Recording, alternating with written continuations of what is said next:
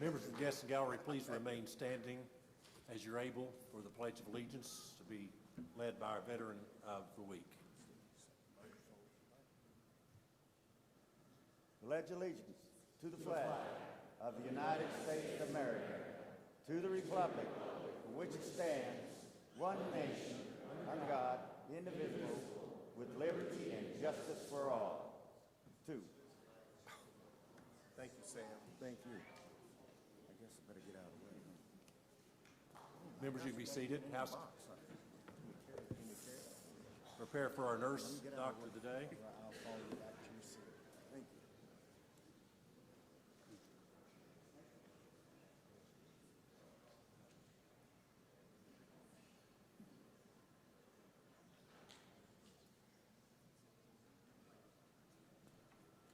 Representative Munson, you're recognized to present the doctor of the day.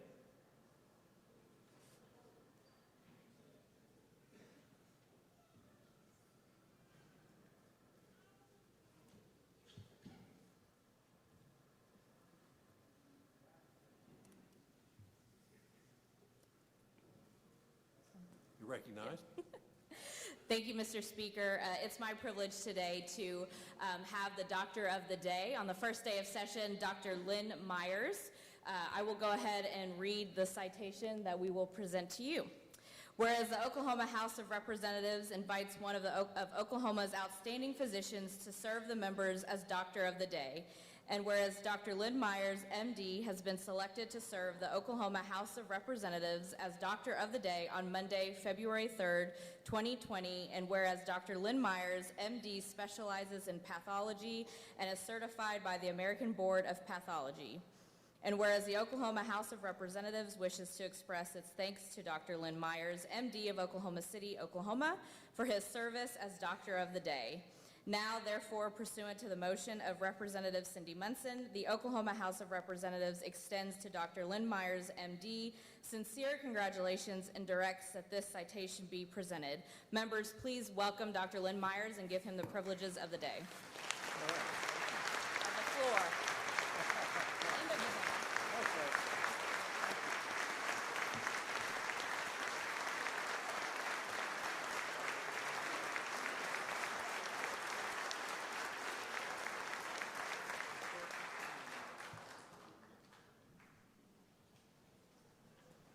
Representative Grego, you're recognized for the nurse of the day.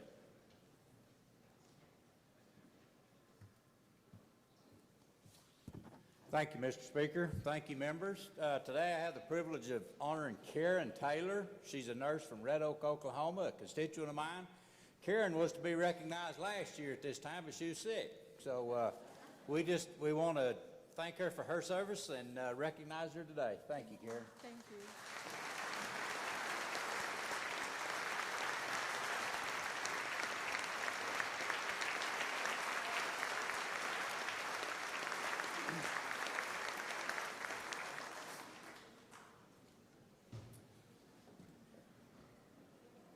At this time, House Bills 2776 through 4137, HJRs 1023 through 1038, House Resolutions 1027, and HCRs 1009 through 1013 are considered introduced and first read. Members of the House, officers, the membership of the Standing Committee and the Standing Conference Committee for the second regular session of the 57th Legislature will be printed in the House Journal. Representative Eccles, you recognized. Thank you, Mr. Speaker. I move the report on mileage allowance that was prepared by the Office of the Comptroller be adopted and that the report be printed in the House Journal. Member, you've heard the motion. Without objection, that will be the order. Mr. Floor Leader. Thank you, Mr. Speaker. I move that each House member be provided an amount with the Comptroller not to exceed $2,000 for the acquisition of office supplies, stationery and cards, district mail, and office holder expenses to be expended not later than the end of the member's legislative term or the end of the calendar year 2020, whichever date applies. Members, you've heard the motion. Without objection, that will be the order. Mr. Floor Leader. Thank you, Mr. Speaker. I move the Honorable Senate be notified by message that the House is duly assembled and ready to sit in joint session to receive the governor's message. Members, once again, you've heard the motion. Without objection, that will be the order. The House will stand in ease awaiting the arrival of the Honorable Senate.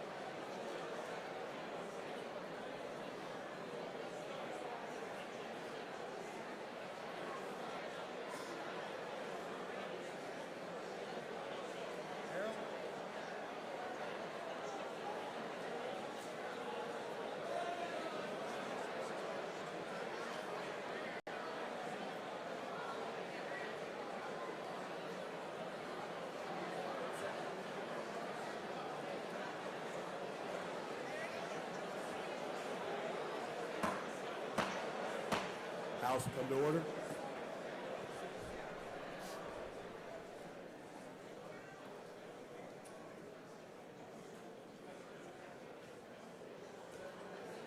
House will come to order.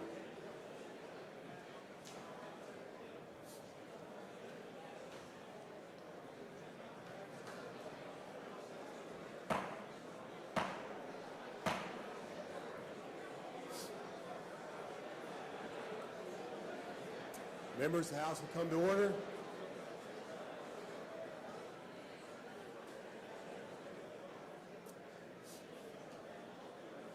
Please find your seats.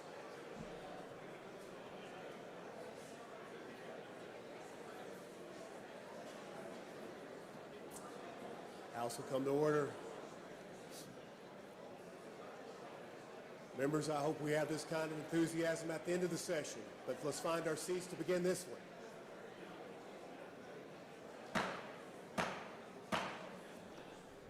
Members and guests, welcome to the first joint session of the second regular session of the 57th Oklahoma Legislature. It is my pleasure to introduce the Lieutenant Governor of the state of Oklahoma, Matt Pinnell, to preside over the joint session.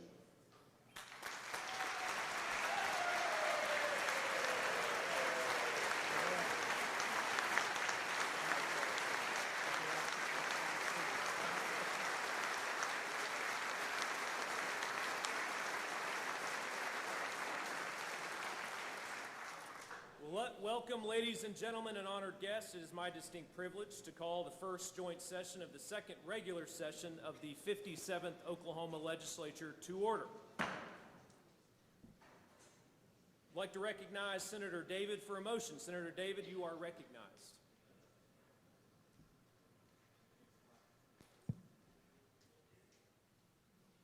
Thank you, Mr. President. I move that the attendance roll call of the Senate be considered the roll call of the Senate in joint session. You've heard the motion. All those in favor say aye. Aye. Those nay. Motion is adopted. Representative Eccles, you are recognized for a motion. Thank you, Mr. President. I move the attendance roll call of the House be considered the roll call of the House in joint session. You've heard the motion. All those in favor say aye. Aye. All opposed, nay. The ayes have it. Motion is adopted. I hereby declare a quorum of the House and Senate present and a joint session of the Oklahoma Legislature duly assembled. Ladies and gentlemen, serving as chaplain today for joint session is Pastor Joel Harder, House Chaplain. Would the members and guests in the gallery please rise as you are able for the invocation? Following the invocation, please remain standing for the posting of the colors by Choctaw High School Air Force Junior ROTC. Pastor. Please pray with me. Heavenly Father, I thank you for the gift of this new day, this new session, and these chosen servants who lead us. Every representative, every senator, every constitutional officer, member of the judiciary, our lieutenant governor and governor. God, I pray that they would count the costs of that which is theirs this day, a public trust. And part of that trust means that we trust your hand has been upon each of their lives, leading them to this moment. With all that will happen over the course of the next few months, we know it is our nature to approach these days with the desires of our hearts, the plans in our minds, and the strength we already possess. And we know that when we fall short of those desires and those plans are frustrated and our strength is tested, we grow weary and we worry. And that robs us of our peace, breaks down our unity and our love for one another. So in the quiet of this moment, God, remind us that there is nothing we can desire, no plan we can devise, and no strength we can muster that compares to the incredible, wonderful, and perfect plan that you have. You are the God of the impossible, and you invite us to explore the riches of your love and mercy, to seek and to find the most perfect way. God, for every one of us in this chamber today, prepare us as we hear vision and direction for our state. The work that will be done in this session matters, but before that work begins, we commit to you the people who will do that work. Bless them, keep them, protect them, and guide them. For we need more and not less wisdom from our leaders, more and not less patience and peace, more and not less innovation and creativity, more and not less integrity and confidence in the future for all Oklahoma. And lastly, where there is disagreement, grant them heavenly wisdom that is peaceable and pure, to listen to the views of another with a willingness to be convinced. And in that way, may their debate be as the ancient king once wrote, that of iron which sharpens iron. And let the fruit of their labor cause all in the state of Oklahoma to thrive. To the God of the ages I pray, amen.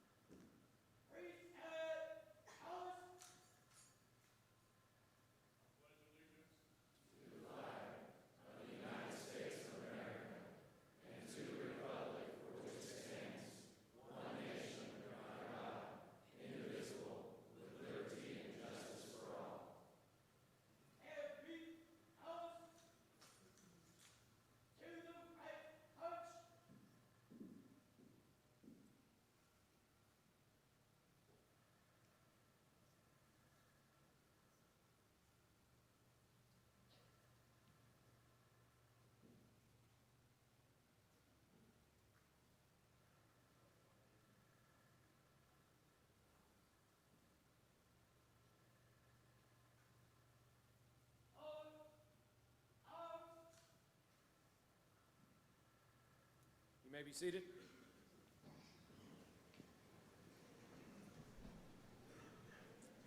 Ladies and gentlemen, it is my distinct pleasure to welcome the officers of the executive branch and statewide officials. Would the members of the executive branch and statewide officials please stand?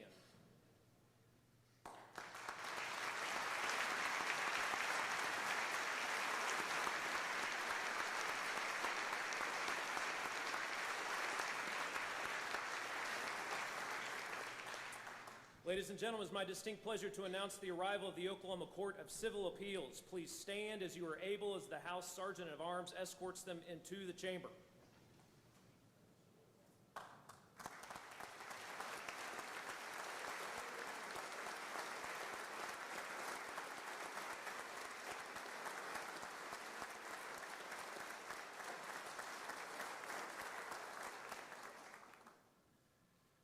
Ladies and gentlemen, it is my distinct pleasure to announce the arrival of the Oklahoma Court of Criminal Appeals. Please stand as you are able as the House Sergeant of Arms escorts them into the chamber.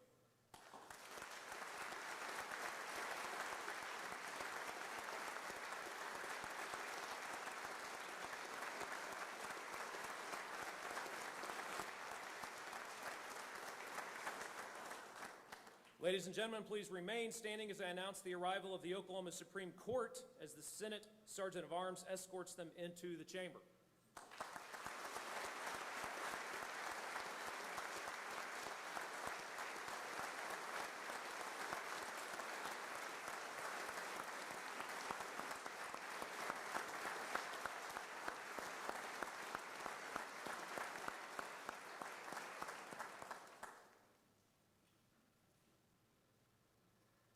Finally, ladies and gentlemen, it's my distinct pleasure to welcome the tribal leadership of our sovereign nations that are here with us this afternoon.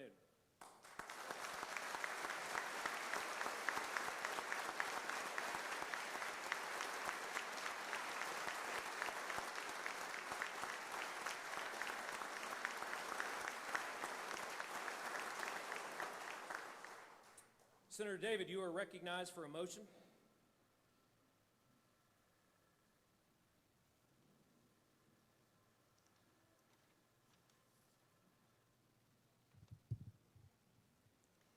Mr. President, I move that the President of the Senate and the Speaker of the House appoint members from the Senate and House respectively as the joint committee to notify the governor that the second regular session of the 57th Oklahoma Legislature is assembled in joint session and ready to receive him and hear his message.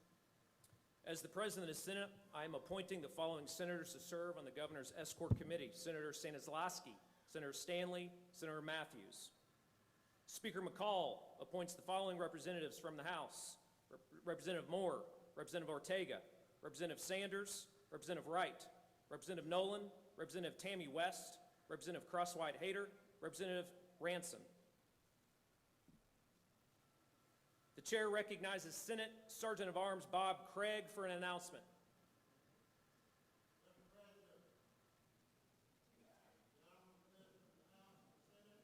The Chief Executive, our Governor, the Honorable Kevin Stitt.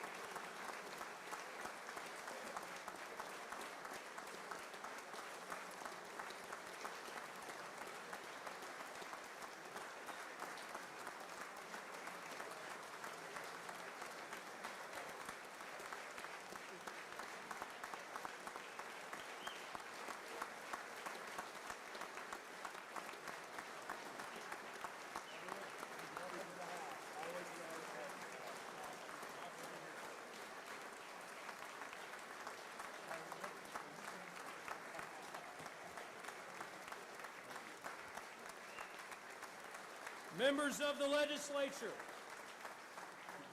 executive officers, members of the judiciary, and people of Oklahoma, it is my distinct honor to recognize my friend, the Chief Executive, our Governor, Kevin Stitt.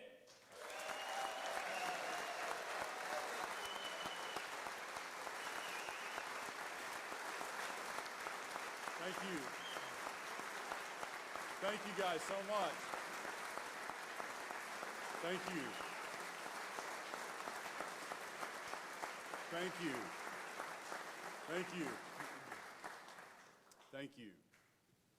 Mr. Speaker, Mr. President Pro Tem, Lieutenant Governor Matt Pinnell, members of my cabinet, Madam Chief Justice, members of the 57th Legislature, tribal leaders, to my best friend, the First Lady, Sarah Stitt, my children, who should be in school right now, to my parents, my brothers, and most importantly, my fellow Oklahomans. It is a great honor to stand before you today, and I want to thank my Heavenly Father for allowing me to be in this position of service to Oklahoma.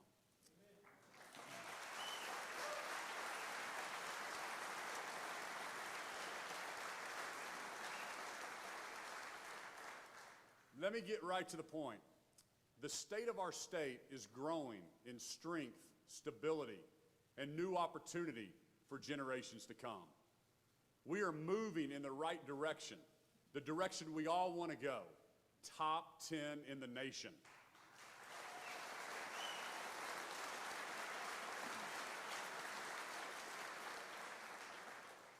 And we are getting there because of the hard work of Oklahoma's entrepreneurs, because of the dedication of teachers in the classroom, because of the generous givers and compassion from Oklahoma's nonprofits, and because of the community involvement of churches, and because of those in this room and across our state agencies who are making the tough, selfless decisions for for the future of our great state.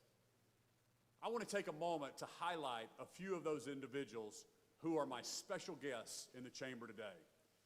First Lieutenant E.J. Johnson, Technical Sergeant Rebecca Mwali, and Staff Sergeant Joy Mahan. These proud guardsmen represent the hundreds of Oklahoma's finest called to duty during the record flood in this state in this past May. And under the leadership of Major General Michael Thompson, they walked levees, filled sandbags, performed rescues, conducted countless other tasks day after day. Engineers in the Oklahoma National Guard also partnered with ODOT to build a temporary road that provided evacuees and Braggs a way out of their flooded community. Let's give them a round of applause.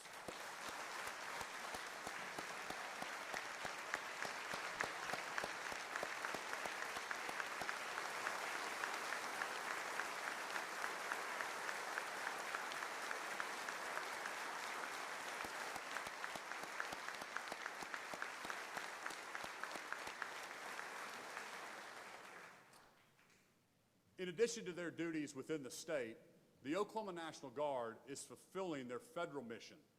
More than 400 Oklahoma Guardsmen are currently fighting overseas on behalf of our state and nation.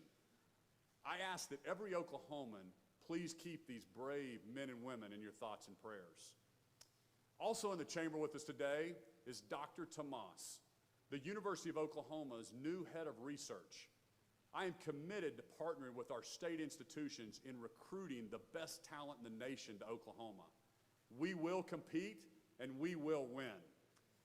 This past year, the University of Oklahoma not only won its 13th Big 12 football championship, it also won the talent of one of the best researchers in the nation. Dr. Tomas is an internationally renowned researcher who is bringing his impressive background at Purdue University and with companies such as Deloitte to play a key role in identifying innovative opportunities that will elevate OU's research reputation to top 10 in the country.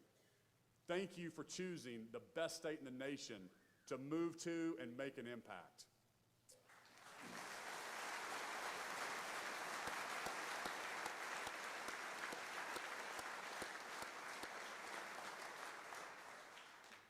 Today, we also recognize an Oklahoma son from Tuttle, CEO of Paycom, Chad Richardson. Chad founded his company, Paycom, right here in Oklahoma City in 1998. And through his vision and leadership, Paycom now serves as one of the largest employers in our great state. Just this past month, Chad hit an incredible milestone when Paycom was added to the S&P 500 list. Thank you, Chad, for reminding us that the American dream is alive and Oklahoma is the best place in the nation to accomplish it.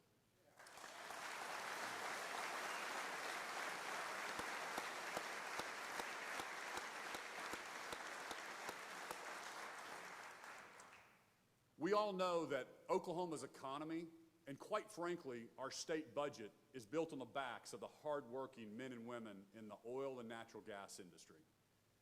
When I delivered this address last year, 60% more drilling rigs were operating in Oklahoma than exist today. Our first budget together was blessed by a thriving industry.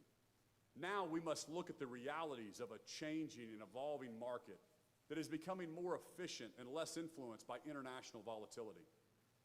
As a result, our state's general revenue fund is estimated to be down almost 1% versus fiscal year 2020. And our total spending authority is very close to the same amount.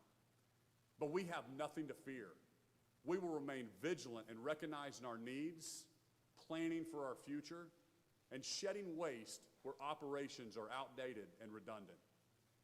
In fact, the greatest challenge before us today is not Oklahoma's economy. There are two reasons why. First, the fiscal discipline displayed by many of you in this room last year has allowed the state to garner its largest savings account in Oklahoma history with $1 billion.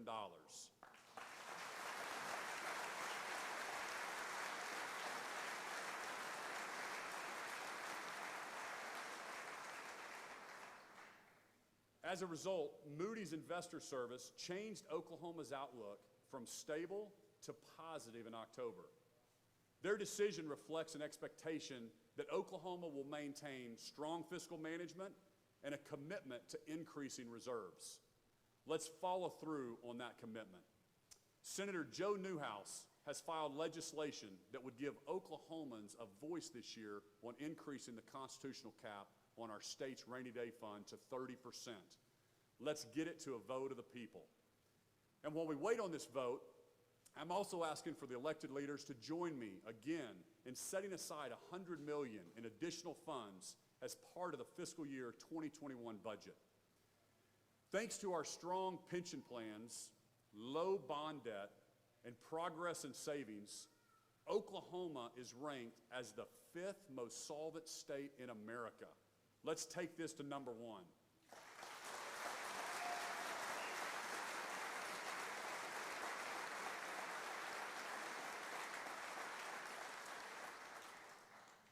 By saving in good times, we are demonstrating our commitment to protect the taxpayer, the job creator, and the citizen who depends on core services.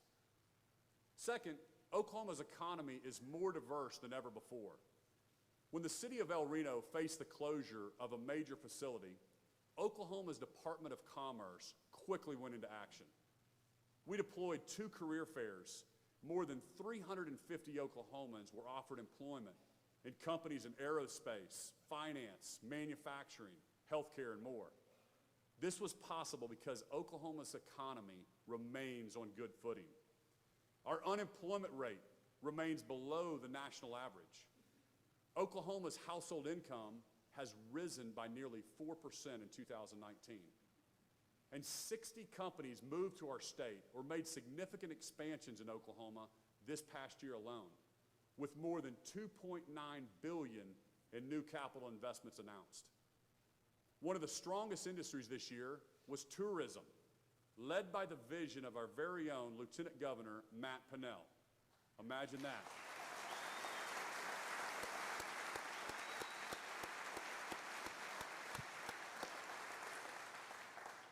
In 2019, Oklahoma's tourism website achieved a #1 ranking in web traffic, beating out states like Colorado and California. And tourism will continue to grow. This year, we are welcoming the largest movie production in state history with Killers of the Flower Moon.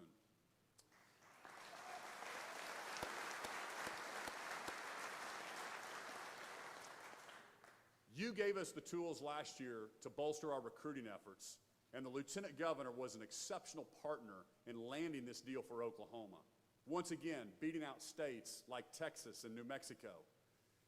The film's productions presence is expected to inject tens of millions into our economy. Thousands of Oklahomans will be hired as local talent through contracting for lodging, transportation, hardware, food, and more. Oklahomans, our economy is competitive, and in this administration, we will keep it that way.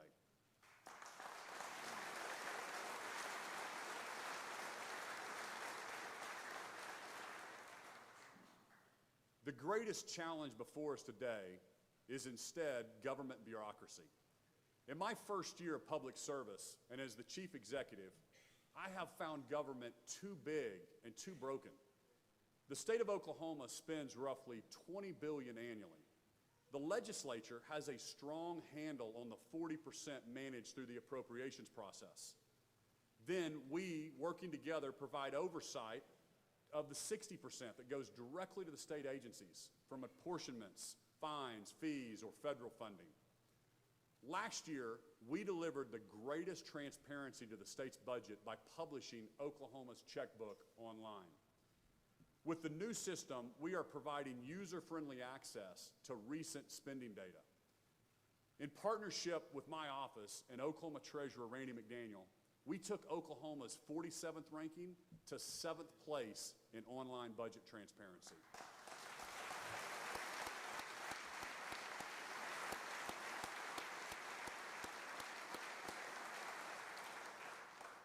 And we will continue to fine-tune how citizens interact with it in order to compete for first place.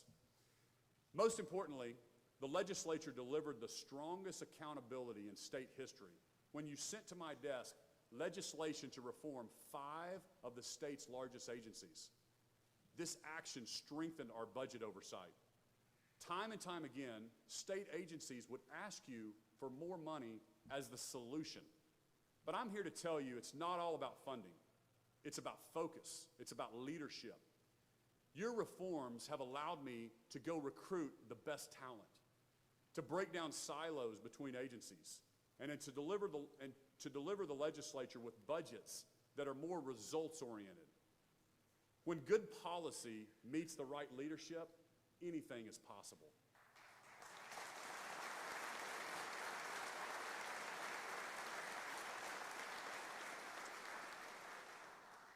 Just look at what transpired in 2019 between 2 key agencies. When I came into office, I was told that a change in our prison system wasn't possible without an immediate ejection of $1 billion.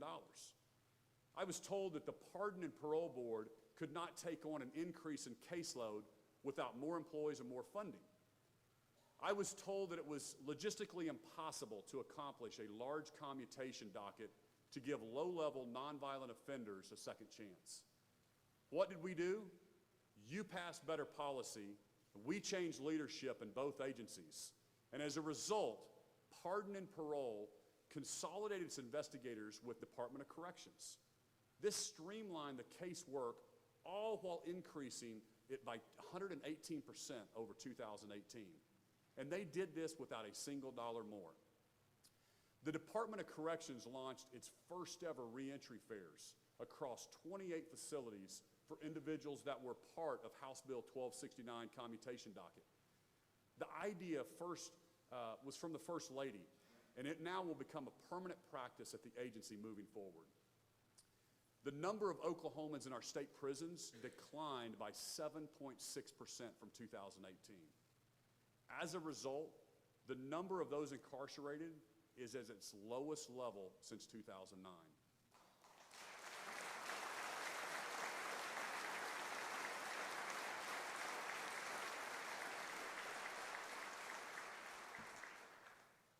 This is reducing the strain on our prison facilities and giving us the opportunity to reimagine the future of housing inmates.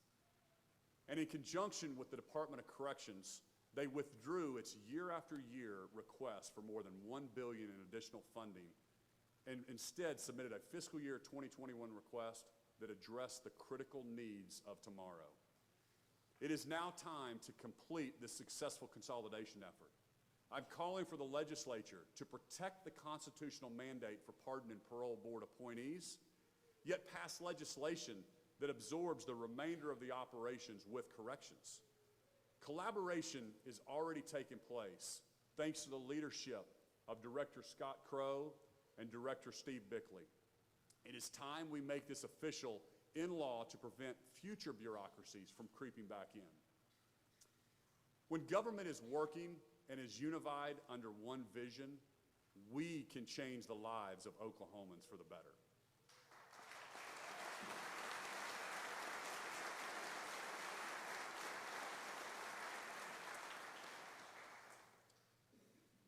Here in this chamber with us today is Tara. Tara is a mother of 4 children who was serving a 10-year sentence due to a relapse with a drug addiction. Prior to her release, Tara met with Chris Linder from Center for Employment Opportunities at the Transition Fair. When she was commuted under the House Bill 1269 docket, Tara was immediately connected with sober housing at Exodus. She began working at a temporary job for CEO, and within a month of release was hired for a full-time position by a local Tulsa company where she is finding stability and opportunity again. Tara, we believe in you. The state and our community partners want to help you keep a tight hold of the hope and future you and your family deserve. Thank you for being here today.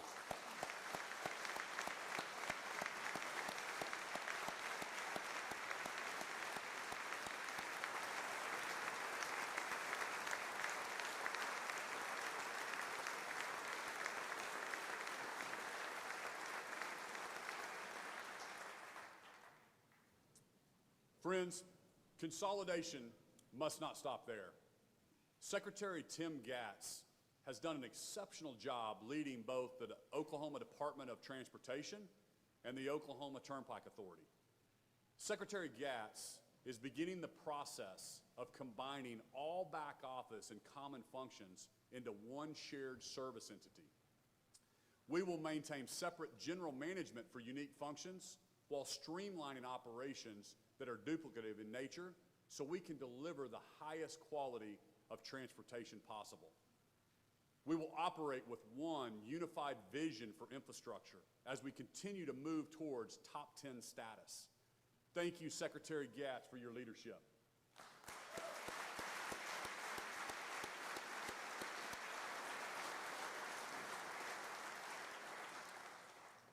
When Oklahoma is in crisis, it is most often our Office of Emergency Management that is at the center of restoring us back to normal.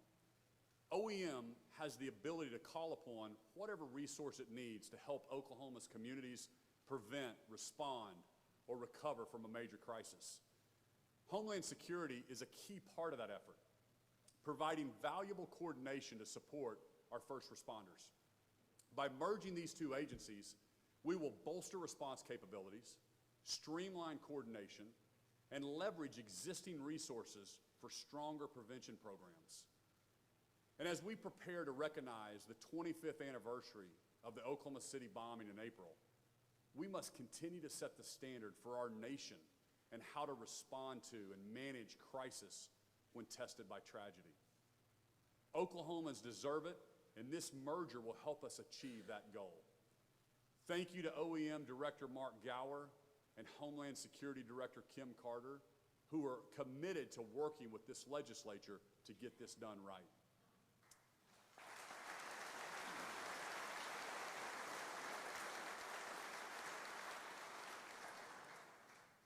Some will cry that consolidation is disruptive, and let me be clear, it will be for political insiders and those that find comfort in big bureaucracy.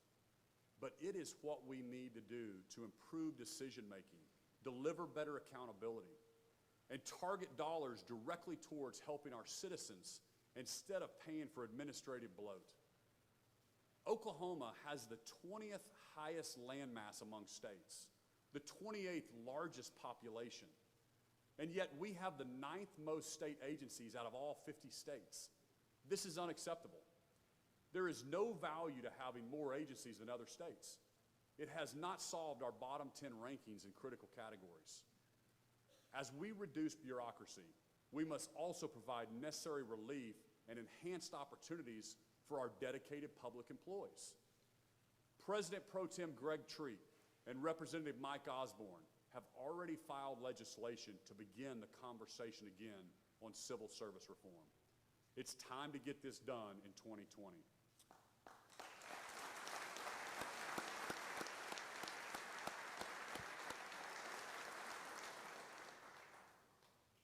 The state's current civil service program is broken. High-quality employees are forced into a system that doesn't maximize their professional growth and potential. Agency leaders have their hands tied in who they can hire and promote due to outdated restrictions. Today, I am calling for reform that requires all new hires in state government moving forward to be unclassified.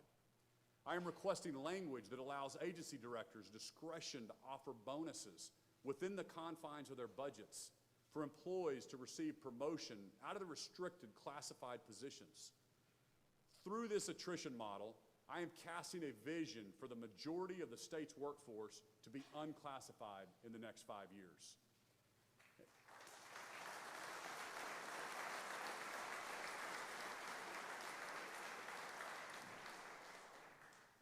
As part of civil service reform, I am calling for a 3-person panel in the Human Capital Management Department to maintain whistleblower protections and to provide due process to state employees who have serious grievances, whether these employees are classified or not. Let's make the state's largest employer a place where we can hire the best, where we reward good performers, and where we are building a training ground for an exceptional workforce that can transition beyond public service if they so choose. With a long-term focus on agency reform, we will lay a new, stronger foundation for the state of Oklahoma. Any policy that the legislature sends to my desk to further this effort will be signed.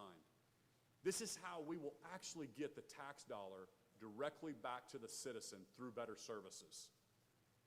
One of the most significant areas where we need reform is health care. I just returned from Washington, D.C., where I stood with the Trump administration to announce that the state of Oklahoma will be pursuing new flexibilities through the Healthy Adult Opportunity.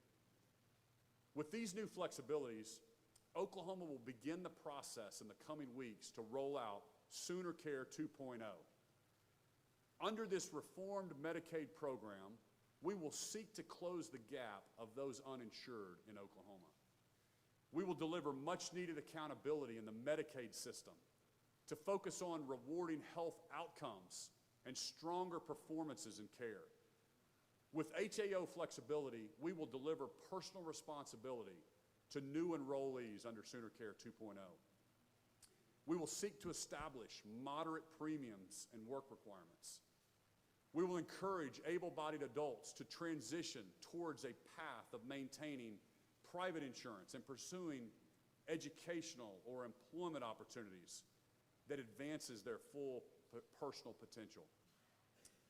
With HAO flexibility, we will seek to establish programs that enhance accessibility of health care in rural Oklahoma.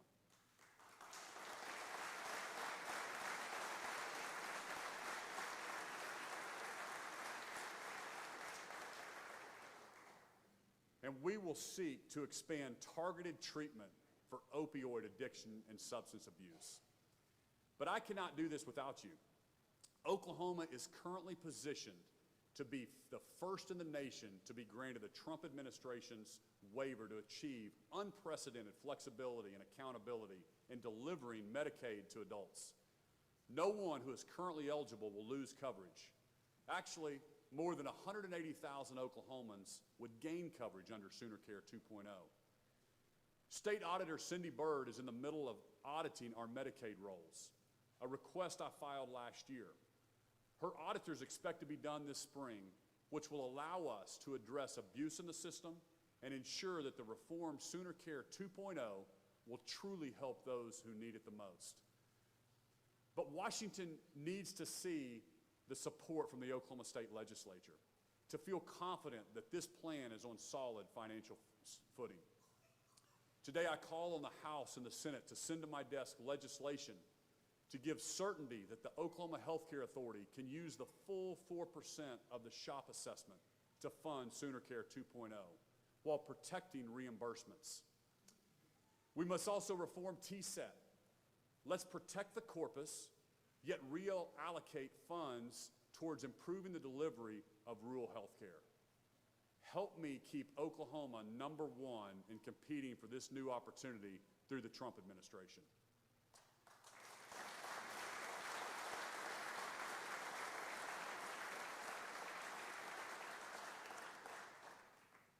Any effort to enact a clean expansion of Medicaid to include putting it in the state's constitution will create significant restrictions.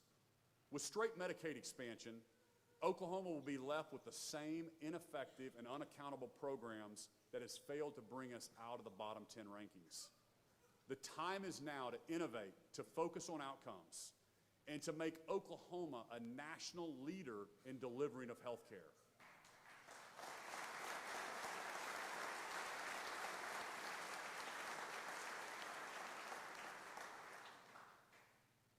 To make this sustainable, we must also move forward on significant reforms in the operations of our state health and human service agencies. Did you know that Oklahoma has 10 different state agencies passing money through the Medicaid program in Oklahoma, and 18 state entities that license healthcare facilities and providers? You cannot convince me that operating that many bureaucracies is an efficient way of doing business. It has to change. This is why I'm calling for the legislature to begin the process of creating one central healthcare agency. Let's partner together to fully integrate by the year 2022 the functions of the State Department of Health, the Oklahoma Healthcare Authority, the Department of Mental Health, and others, as well as all of the state's licensing boards that deal with health. In addition, Oklahoma can no longer afford to be so far behind other states with regard to using and protecting health data. Within the next couple months, we will select a vendor to establish a statewide health information exchange. This effort has been a long time in the making, and with the right leadership in place, more progress has been made in 10 months than in the last 10 years.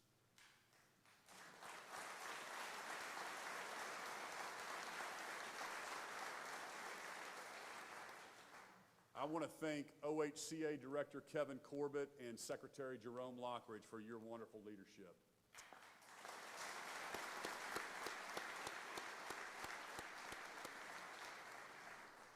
A functional HIE will protect Oklahoma's health records while ensuring these records are portable and accessible at all times. And I appreciate Senator Greg McCourtney's legislation that will enhance and protect the hard work underway in our agencies. And this is just the beginning of health reform in Oklahoma. Many of you in the legislature are spearheading legislation that will help to create a better healthcare system across the board, to include legislation that will create pricing transparency for medical bills, and Representative Marcus McIntyre's legislation to put an end to surprise billing practices. Thank you. Let's continue to work together and push the envelope on improving health care delivery for all 4 million Oklahomans.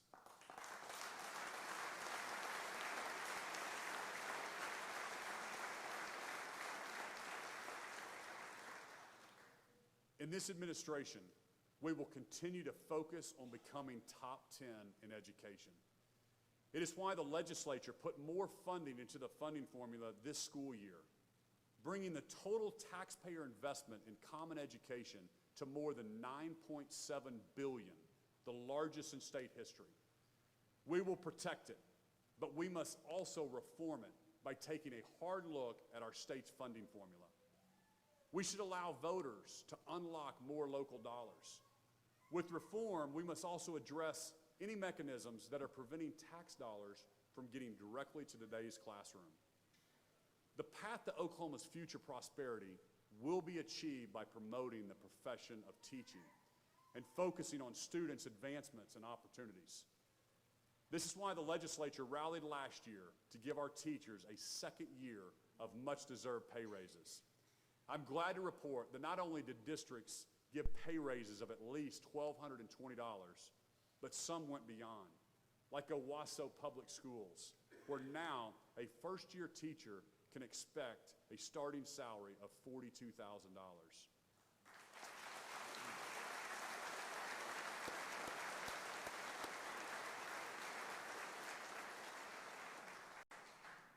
It is why this legislature continues to build a competitive and solvent teacher retirement system by investing more than $300 million annually above the $750 million that taxpayers support through employer contributions.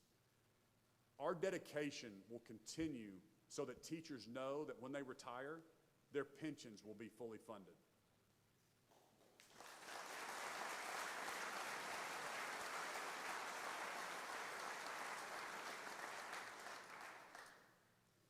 But more state revenue is not the answer alone. We must also continue to recruit the best teachers and confront our teacher shortage. I support legislation that would direct the State Department of Education to issue a teaching certificate to anyone who holds a valid out-of-state teaching certificate with no other requirements except a criminal history check. This year, we must also get across the finish line proven solutions to enhance learning opportunities for students. Now is the time to raise the cap on the Oklahoma Equal Opportunity Education Scholarship to $30 million.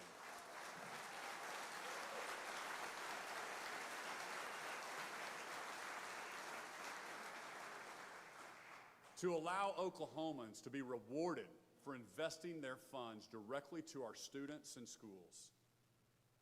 In the chamber, as my guests, are Miss Allegra Williams and her 6th and 8th grade sons, Chavis and Sincere. Miss Williams' sons were struggling in school, making all C's and D's, until she had the opportunity to enroll them in Crossover Preparatory Academy, a private all-boys school in North Tulsa. Crossover Preps was started as a key initiative to restore their community through education for young men. Crossover Prep is a tuition-free school because they believe that a child's access to a quality education shouldn't be dependent on their parents' ability to afford it. In the boys' first semester at Crossover, Chavis jumped 3 reading grade levels, and Sincere jumped 2.5 reading levels. Chavis and Sincere, will you stand? And will everyone join me and their mom?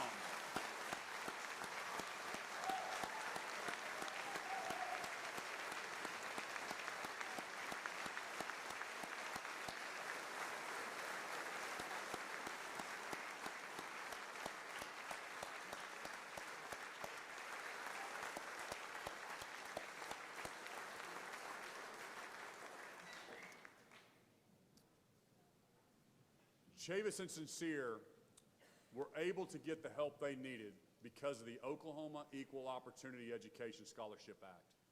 Increasing the tax credit cap will provide additional incentives for donors, resulting in more public school grants and private school scholarships. Thank you to Senator Dave Rader and Representative John Eccles for leading the charge. Let's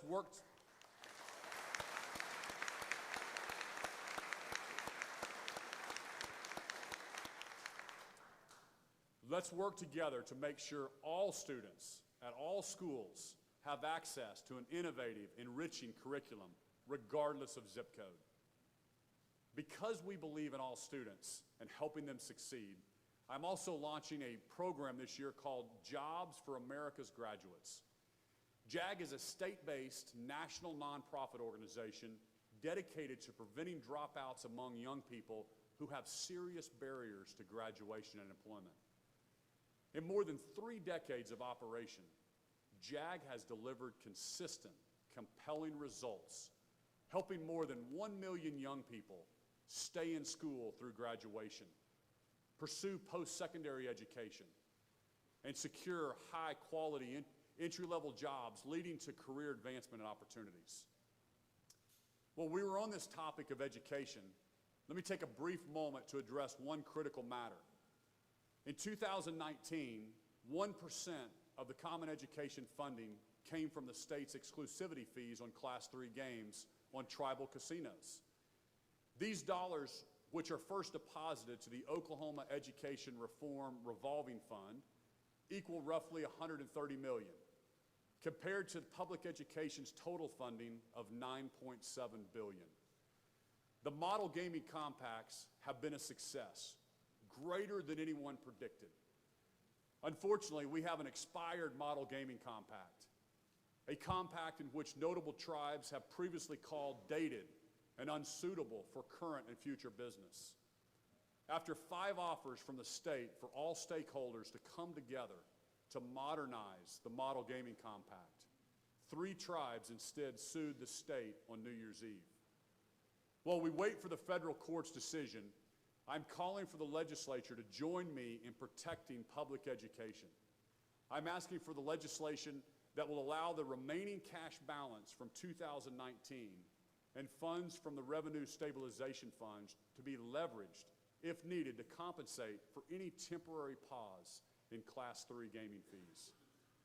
As governor, I remain supportive of the sovereignty of the state of Oklahoma and our right and your duty as the legislature to oversee all industries operating in the state.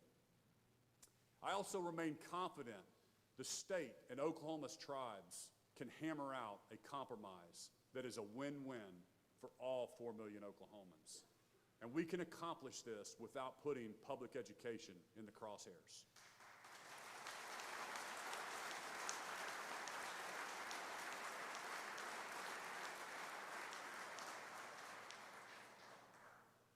As I said last year, and it bears repeating, we need more taxpayers, not more taxes.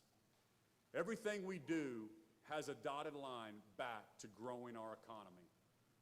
It is why my budget calls for the funding of the closing fund by another $3 million, as well as a $200 million financing plan, with a majority prioritized towards rural roads and high-volume interchanges.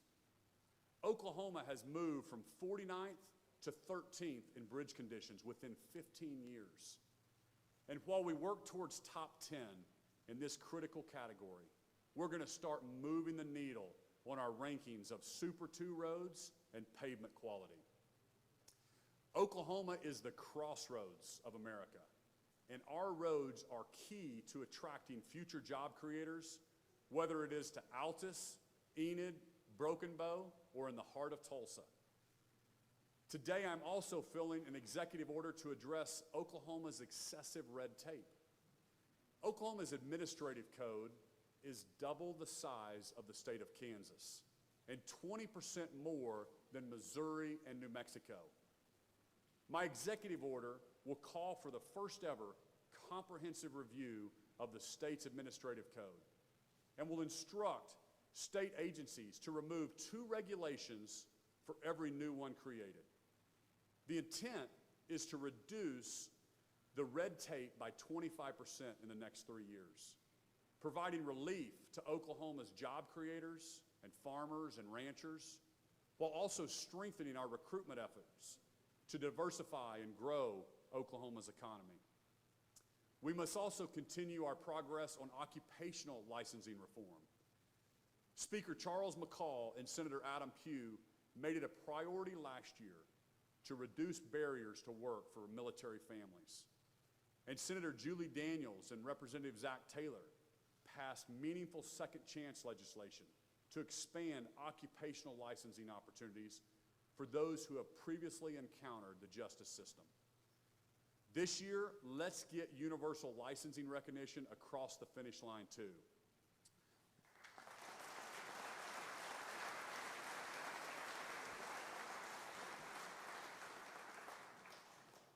We can continue to make progress on economic prosperity when we remove unnecessary and antiquated and outdated barriers to entry. Ladies and gentlemen, Oklahoma is competing. Oklahoma is winning. Oklahoma is undergoing the turnaround that voters demanded.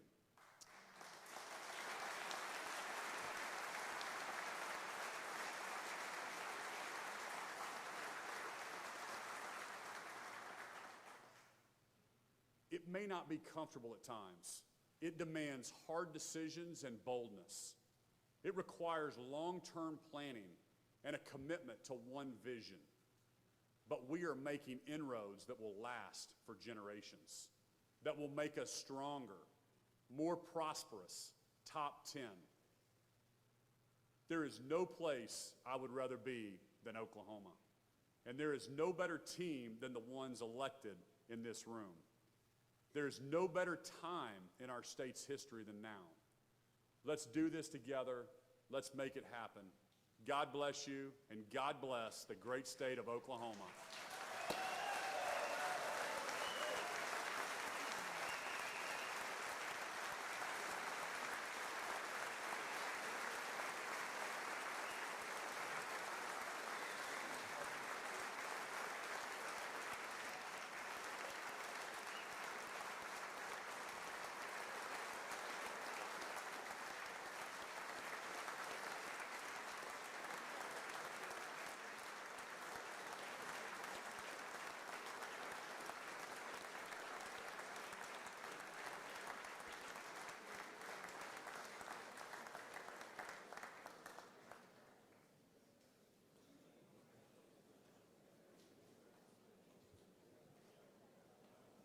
Representative Eccles, you are recognized for a motion. Thank you, Mr. President. There being no further business before the joint session, I move that the joint session be dissolved.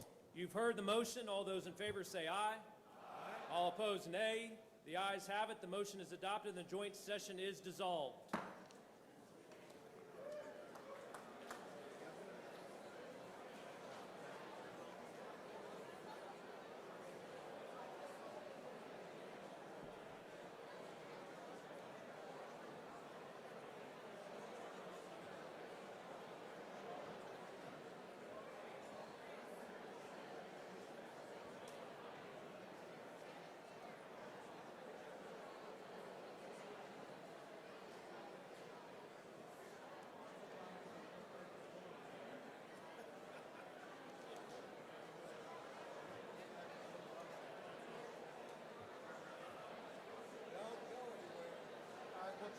who's going to take us